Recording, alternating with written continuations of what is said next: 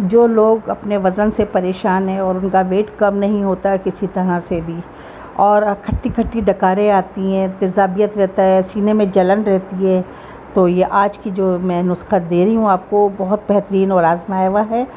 आप इसे बनाइए और इस्तेमाल कीजिए। यकीन माने आपके तमाम प्रॉब्लम सॉल्व हो जाएगी, क्योंकि इसमें जो हम सब चीज़ें जो डाल रहे हैं वो सारी ही बेहतरीन अपना काम करने वाले हैं। जैसे सौंफ और मेथी दाना, धन और ये सफ़ेद ज़ीरा और अजवाइन, आपको पता है ये सब चीज़ें हमारे लिए कितनी मुफीद हैं। आप इस तरह से बना के और सुबह शाम लीजिए, यकीन मानिए कि आपके सारे मसले सॉल्व हो जाएंगे। आपके जो पेट में अफारा आ जाता है, जलन है, तमाम चीज़ें आपकी, और वेट तेज़ी से आपका कम होगा। अगर वो आपका बादी से अगर वेट बढ़ जाता है तो वो पहली फुर्सत में कम होगा। ना हमें किसी डॉक्टर से मशवरा करना, और बेहतरीन हमारे